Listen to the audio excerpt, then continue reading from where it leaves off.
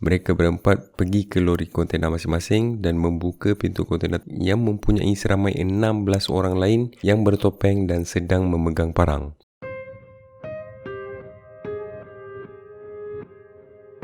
Hai dan Assalamualaikum. Hari ini aku nak share sikit tentang kemungkinan rompakan yang mempunyai nilai kerugian yang terbesar di Malaysia, iaitu lebih daripada 40 juta ringgit Malaysia. Kira-kira pada pukul 12 pagi pada 20 November 2006, lori terakhir sampai menghantar microchip dan komponen-komponen komputer di Kompleks Kargo Udara Kedua di Batu Maung, Pulau Pinang. Dalam pada pukul 2 pagi, 4 orang yang berpakaian seragam rela lengkap dengan bib kuning masuk ke kawasan kompleks tersebut. Mereka membawa 2 buah lori kontena yang melepasi peperiksaan keselamatan di lorong zon bebas mas. Selepas sampai di gudang, mereka berempat mengumpulkan 17 orang pekerja yang berada di gudang tersebut.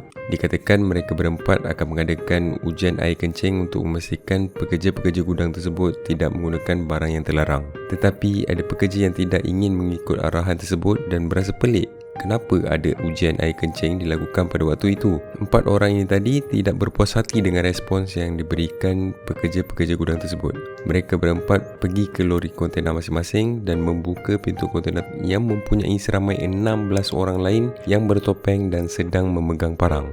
Mereka kemudian keluar dan bertindak keras terhadap pekerja-pekerja gudang tersebut dan memaksa setiap seorang daripada mereka meminum cecair yang kemudiannya dikatakan mengandungi kloroform. Dengan tindakan tersebut, pekerja-pekerja gudang tersebut muntah-muntah dan ada juga yang pingsan. Selepas selesai memasukkan semua barang yang diperlukan di dalam lori kontena mereka, perompak tersebut menghancurkan CCTV dan mengambil sebarang bukti yang dirakam oleh CCTV. Bergerak keluar daripada zon bebas, mereka berhenti di pusat pemeriksaan dan menyerang pegawai kastam dan juga pemandu lori di kaunter.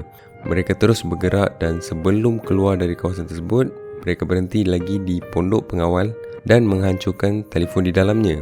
Mungkin untuk memastikan tiada orang yang menggunakan telefon itu untuk menelefon pihak polis. 5 hari kemudian, polis menemuai 2 kontena di Taman Idaman Simpang 4 Nibong Tebal, hanya dalam 20 km lebih daripada jarak dari kompleks udara tersebut. Ianya dikatakan digunakan oleh 20 perompak ini tadi. Polis meminta bantuan unit bom untuk membuka dan memastikan tiada perangkap atau bom di dalam kontena tersebut. Selepas diperiksa, unit bom hanya dapat menemui sarung parang yang berwarna hijau dan tiada bukti lain yang dapat disahkan. Ada saksi yang bekerja di kawasan tersebut mengatakan bahawa 2 kontena itu baru saja diletakkan pada hari berikut kerana hari sebelumnya dia tidak nampak sebarang kontena diletakkan di kawasan perumahan tersebut. Dalam masa yang sama, polis menahan 9 orang untuk membantu dalam penyiasatan kes rompakan ini. Tetapi pada Disember 2006, 2 orang yang terakhir dilepaskan tanpa syarat kerana tiada bukti kukuh yang dapat dikaitkan dengan tahanan.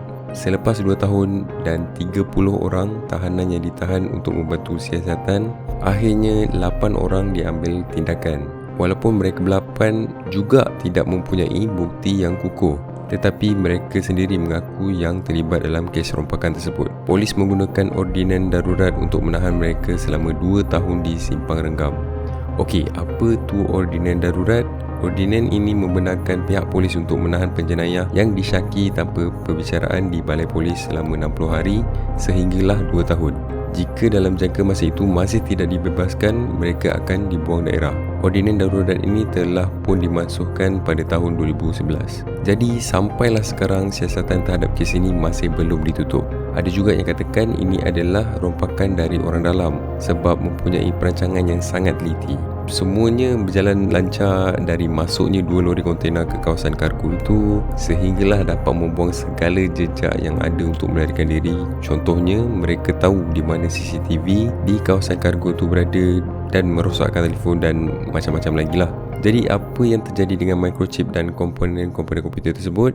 Dikatakan barang-barang tu telah pun dibawa ke luar negara dan tidak dapat dijejaki. Tapi pelik juga bila aku research tentang kes ni, tak banyak sangat info tentang apa yang terjadi ketika siasatan dan macam mana kes rompakan sebesar ni boleh diselesaikan begitu saja. Memang pelik. Mungkin ada orang dalam, adakah pekerja-pekerja kargo tu tidak ingat tentang muka perompak tersebut? Jika ingat, kenapa tiada lakaran muka suspek disebarkan di media? Dan mungkin 8 orang yang mengaku tu sebenarnya diupah untuk menjadi tahanan untuk menutup kes ni. Ada banyak persoalan dalam kes ni. Mungkin ada yang lebih tahu tentang kes ni, boleh sharekan dekat comment section di bawah. Apa-apa pun, kita harapkan tiada lagi kes seperti ni berlaku.